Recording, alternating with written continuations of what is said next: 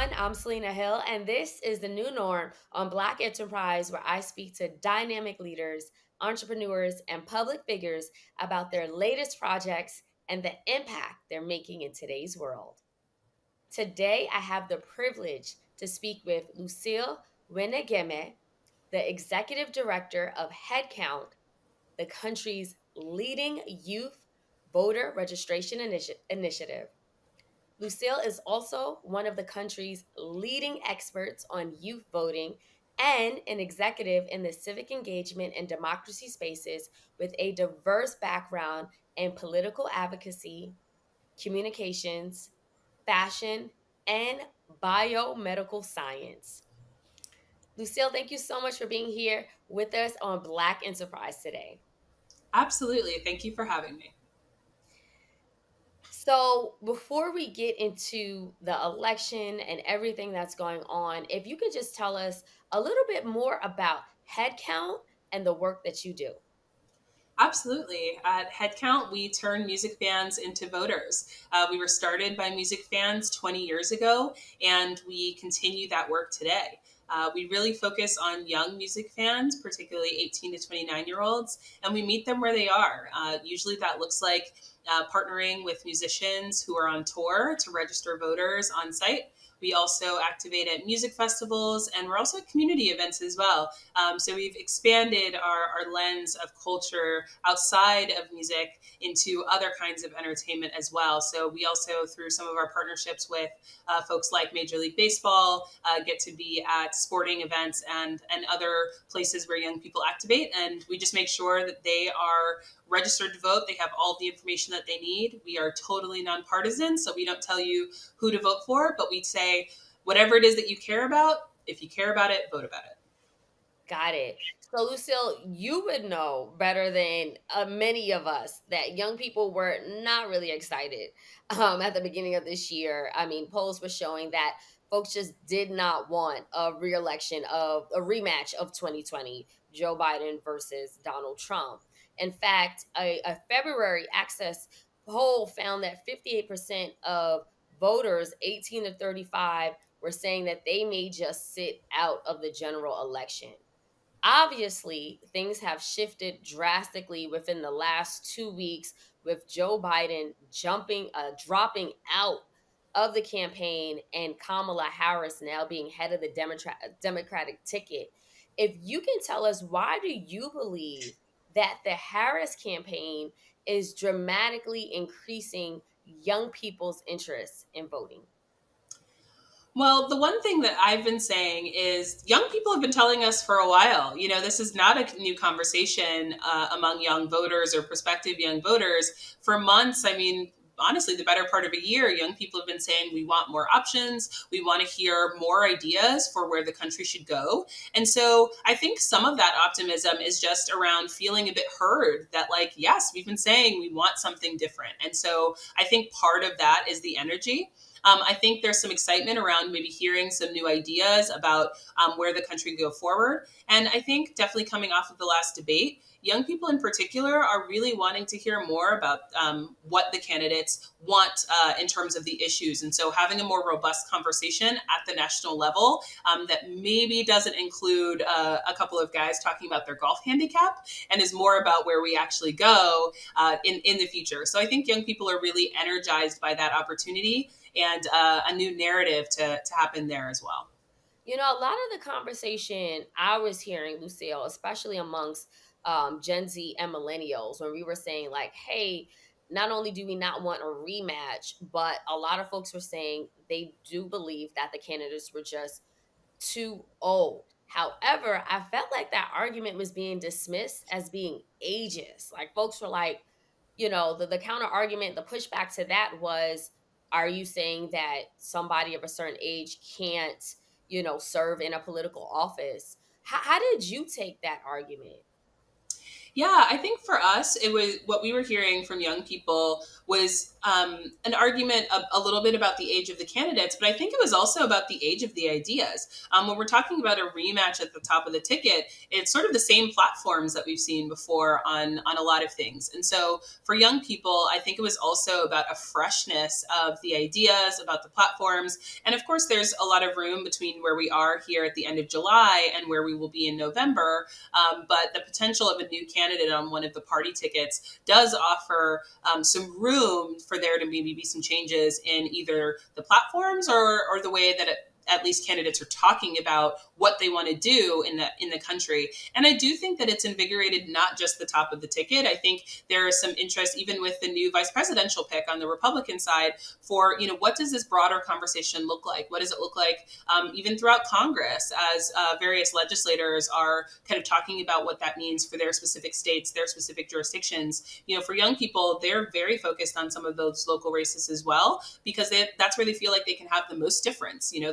Those races tend to be maybe 100 votes, 1,000 votes, 10,000 votes that decide those races. And we know that a lot of the conditions that young people think about, that they're concerned about, or the things that they want to move forward are happening at that local level as well. And so it really is a broader conversation. But of course, when we're talking about a presidential election, we're really talking about the direction that we're all moving in as a country. Lucille, we saw record breaking numbers in fundraising as soon as Kamala Harris announced that she was on the ticket now, especially amongst black women. And then also we see amongst black men that demographic, and also white women. What type of energy are you seeing from young people, specifically Gen Z?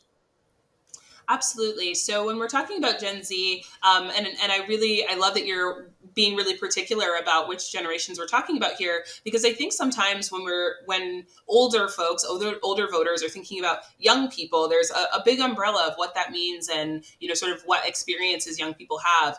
And Gen Z are quite particular. Most Gen Zers were under the age of 10 in 2016 when the first of the two candidates in this race became president, and so they are sort of looking back on a most recent political environment where there's broad gridlock in Congress and a lack of bipartisanship. And so, they're really looking for a variety of things. Some younger folks are looking for, a return to something that works, right? They want to know that government is useful and that it actually works. Because then it is actually worth their time and their interest. And other folks are so frustrated with it. They're like, oh gosh, I want somebody or a party or a platform, a set of candidates that are going to feel like they're going to do something completely different. And so we hear all of those conversations when we're meeting young people sort of at the tables where we're doing registrations. A lot of what we do with young people as well is update their addresses for their registrations. We know that most young people, especially Gen Z, are most likely to change their address once every 18 months. And so even young people who, have taken the action to be registered or who might automatically be registered in a state where that's available through the DMV, they might move, whether that is to a different, dorm on their campus or to a different, state. And a lot of those folks haven't confirms that they've updated their voter registration. And so when we're thinking about the youngest voters, that's part of what we're thinking about too. A lot of our youngest voters as well in Gen Z are really active in a variety of different ways that people wouldn't expect. A lot of Gen Z voters are active in terms of volunteerism, in terms of mutual aid, have attended a protest, and so they are active. They do care. That's another thing that I like to dispel about particularly Gen Z voters is that they don't care or they're only on social media. They don't pay attention to the news. Of course they are. They're just consuming it in different ways. Most young people are getting their news content from social media. And so, it's just different. It's not, like the old days where you'd turn on the 6 o'clock news and you get your local news and you get your national news and you were done after an hour and that was it. It's very, very different, especially in the last week where we've had this conversation about the change in nominee on one of the party sides. We saw that play out online and young people were really driving that conversation. Lucille, when is the deadline to update your voter registration information in case you did move? That is a great question. And like most things in America, it depends on where you live. So each state has its own voter registration deadlines. It really is a patchwork across the country. Some of the earliest ones are at the top of October to qualify to vote for the November election. And some of them you can register to vote the same day as election day. You can walk into your polling place, get registered, and vote all in one. So I always like to recommend go to headcount.org slash your state, whatever that is. So that could be headcount.org slash New York. That's where I live. And you can find out all the information about the state that you live in, what your options are. And if you find out that you need to get registered or update your information, that's something you can do right there as well. Thank you for that. And I'm happy that you also touched on the myth or the saying that young people are apathetic, that they don't care. And what polls I want to ask you, what are polls showing that young people care the most about when it comes to this election? Absolutely, and the thing that I would like to highlight here too is that this changes quite a bit. The most recent information that we have around what young people are interested in is probably from the Harvard poll back in April, and a lot has changed between April and now. But from that poll, we've heard that the economy is really big for young people, and some people might be surprised by that. But what I like to remind folks is that people are talking about these issues in the ways that directly relate to them. So an older voter might be thinking about the economy in terms of interest rates or their retirement planning, whereas younger voters are thinking about the economy in terms of where can I afford rent? Do I want to move to this city because that's a place where I think I can afford rent? Or, making choices between maybe contributing to a retirement savings plan or paying off student debt. Those are the kinds of things that young people are thinking about under the umbrella of economy. And so we might not be using the same words, but those are the kinds of concerns that young people are talking to us about and that is coming out in the data. Of course, there will also be things like climate or gun violence, things like that, that will also come up for young people as well. But definitely, we're hearing that the economy tends to be the top thing. And similar to other things across the country, it really depends where you live too, what your communities look like, what's important to you. We know across rural America, job security and access to broadband internet for things like tech innovation, it can be a big thing for young people. So, we're always having these conversations. The great thing about being a national organization is that we have over 60,000 volunteers all across the country. And so we're having tons of these conversations peer to peer, and we get to be that trusted resource because we're not telling people who to vote for. We're just telling them to kind of get in the game.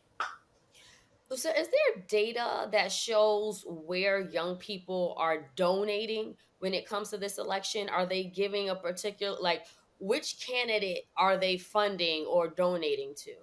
Would you say? I'm sure that data is available because we are totally nonpartisan. We don't Mhm. track how young people are Okay. funding campaigns in particular. Okay. What I can say is that young people actually are very interested in those kinds of small dollar contributions.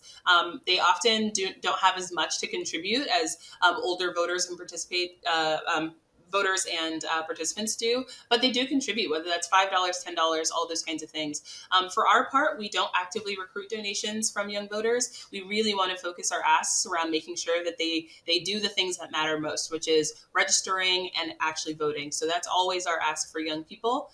What we did see is a really great spike in registrations over not this past weekend, but the weekend before, as the conversation really bloomed around youth voter engagement and sort of renewed energy on the options that were on the ticket for them. And so for us, that's the sort of change that we've seen is those registration numbers going up, and we're seeing the conversation shift, not just with young people, but I think across the internet. Whether that looks like our musician partners who are coming to the table to engage their fans, who are often young people with voting actions. So it's been really great to see, and of course we'll see if that momentum continues, and that's where we'll be focusing our work.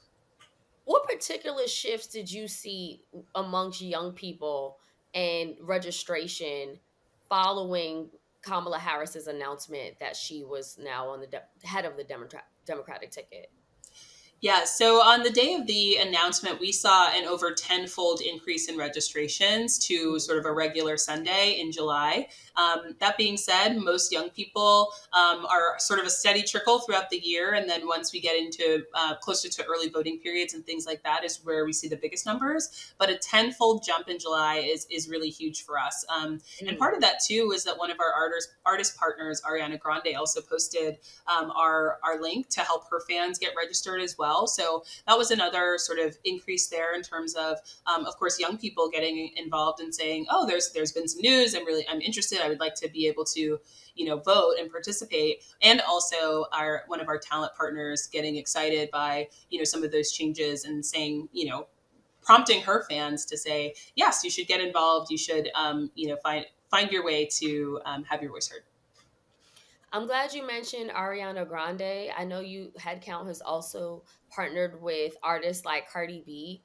Why is it so important for Headcount to partner with artists and those in pop culture, especially because you hear arguments like, hey, an artist should stay in their lane. They shouldn't talk about politics. And I know Cardi gets a lot of that pushback all the time. And so what do you say to that? Absolutely. What I say to that is that artists are people too, right? I think that every one of us should be using our platform to engage our neighbors, our friends, our fans, in artists' case, to be good Americans and to participate, right? And when it doesn't mean that you have to be an expert, right? I think that's some of the critique too. Is, well, you're not an expert on this, or you should stick to this. We're all living really full lives, and we all want to contribute to making the country better. And I think that civic participation is a core part of that. So I always really love when an artist uses their platform to say, this, I think that this is important, and you should have every opportunity to have your voice heard. And I think, especially with musicians, but folks across culture, people who have platforms, people that have influence, being able to use that to sort of move the culture forward, I think is extremely important.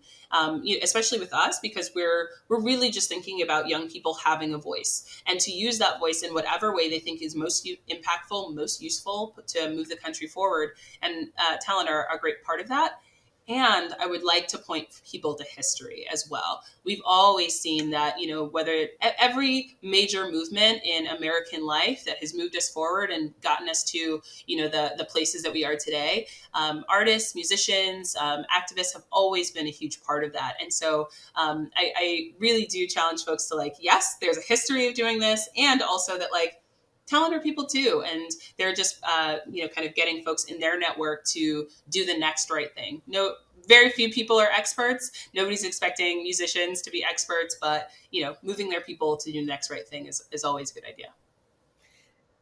Lucille, I'm hearing talk that Beyonce and Taylor Swift, they're going to get their fan base involved, and we know the Swifties and the Beehive coming together. How many millions of people do you think would register to vote or become more civically engaged if these two mega stars were to come together and collaborate and push people to the polls? I mean, I think it would be huge. Anybody that has seen what both of those kind of tour tracks have looked like, the way that those fans have been so engaged, I think it would be massive. And I think speaks to the last topic that we were talking about, which is, artists just using what they have to get folks involved. And, for our part, I mean, it would be major. And it's not just about registering, right? I think it's also about the broader, like, culture of talking about voting, talking about being involved, and researching, what's going on in your city, in your town, in your state. What do you want this country to look like? Even if you're not somebody who's a fan of either of those two, sort of mega artists, it makes it a bigger conversation, and I think that's always extremely important, especially in a presidential election year. Speaking of conversations, and I know we have to wrap soon, one of the biggest conversations that was happening amongst young people and still is just the war in Gaza, the Israeli war against Palestine. And we've saw masses of young people come out from Ivy League schools to city schools all around the country protesting. And there was a lot of talk from that protest also into the election, and young people were not feeling heard. Where do you think, how much of an issue is the Israel Palestinian war coming into play when it comes to this election amongst young people? Yeah, I think we'll have a better idea of what that looks like as we go into the fall. The conflict has been sort of playing out in one way or another over the past nearly a year or so. And I think that young people have, of course, continued to see what's going on, gather their information from online, sharing opinions. Of course, when college age students were on campuses, we did see some of that activity. And we know that that's one way that young people have come to the table on that. I think as we get into the fall and we hear a little bit more from the new candidate on the ticket, from the sort of new vice president on the other ticket, and other folks in between on what those positions are, I think young people will take in that information and will let us know where they stand. And I think for our part as a nonpartisan organization, we're here to facilitate the movement of young people having that position heard. Young people also are not a monolith. A lot of folks are still sort of cultivating what their opinion is on the conflict, on the war, and figuring out what aligns with them. And of course, elections are just one expression of what that can look like in terms of not just the people that are elected, but also the policies that are put forward. So I think what we can expect is that there will be a more robust conversation. I think that conversation will take place online in a huge way, as well as on campuses, as young people are coming back to their institutions of higher education this fall. And we'll see how that translates onto ballots in November. Last thing, Lucille, if you can just speak to young people who say, my vote doesn't matter. The things I care about, again, are, the Israeli and Hamas war. And no matter who gets elected, we're still going to have issues like this. Or, the things I care about in my local community, whether it's criminal justice reform or police reform, I don't feel like voting in November is going to affect me, my community, or the issues I care about. Yeah, I appreciate you bringing that forward because I do think a lot of young people might feel that way. And what we talk about in HeadCount is that voting is a part of your civic menu. Voting is not the thing that's going to completely change the world, but it is essential if you want to change the world. And so we always tell young people it's not just about who's at the top of the ticket. Obviously, that person moves the broad direction of the country, but also on your ballot are folks like sheriffs, folks like your congressmen, folks like your congress members, folks like your school boards. So, if you care about things, not just in your community, but in every one of those kind of circles outside of that, voting really should be a part of what you do. And other people will be casting their ballots, and you don't want that decision to get made without you. Lucille, thank you so much for joining us here on Black Enterprise today. And thank you so much for the work that you're doing via Head Count and making sure that our young people remain civically engaged and get to the polls. We appreciate you and the work that you do. Thank you so much for having me. It was great to chat. And yeah, hopefully a lot more times to talk and see what the updates are between now and November.